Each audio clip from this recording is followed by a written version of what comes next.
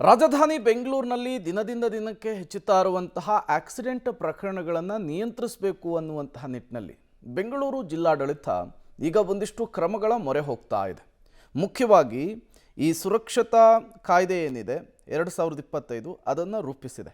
ಇದರಲ್ಲಿ ಪ್ರಮುಖವಾಗಿ Mysuru Bengaluru express highway ಮಾದರಿಯಲ್ಲಿ ನಗರದಲ್ಲಿರುವಂತಹ ಕನಕಪುರ, ಹೊಸೂರು, ಏರ್ಪೋರ್ಟ್ ರೋಡ್ಗಳಲ್ಲಿಯೂ ಕೂಡ ಸುರಕ್ಷತಾ ರೂಲ್ಸ್ ಅನ್ನು ತರೋದಕ್ಕೆ ರೆಡಿಯಾಗಿದೆ.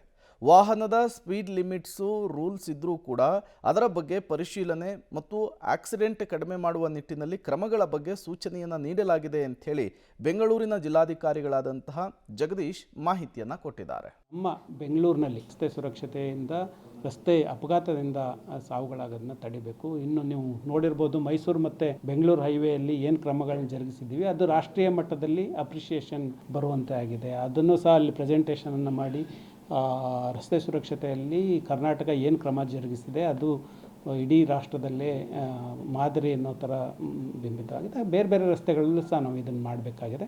ಮುಂದಿನ ದಿನಗಳಲ್ಲಿ ಖಂಡಿತ ಇದೆ. ಖಂಡಿತ ನಾವು ಕನಕಪುರ ರೋಡ್ ಇರ್ಬೋದು, ಹೊಸೂರು ರೋಡ್ ಇರ್ಬೋದು, ಏರ್ಪೋರ್ಟ್ ರೋಡ್ ಏನಿದೆ, ಹೈವೇಗಳು, ನ್ಯಾಷನಲ್ ಹೈವೇಗಳು ಎಲ್ಲಿ ಬಂದು ಜಾಯ್ನ್ ಆಗ್ತವೆ, ಜನ ಎಲ್ಲ ಬರುವಂಥವ್ರ ಮೂಡ್ ಏನಿರುತ್ತೆ ಅಂದರೆ ಖಾಲಿ ಇರುವಂಥ ಸಂದರ್ಭದಲ್ಲಿ ಎಷ್ಟು ಸ್ಪೀಡ್ ಬಂದರೋ ಇಲ್ಲೂ ಸಹ ಅಷ್ಟೇ ಸ್ಪೀಡಲ್ಲಿ ಹೋಗಬೇಕು ಹೌದು, ಅದ್ರ ಕಡೆ ನಾವು ಹೆಚ್ಚು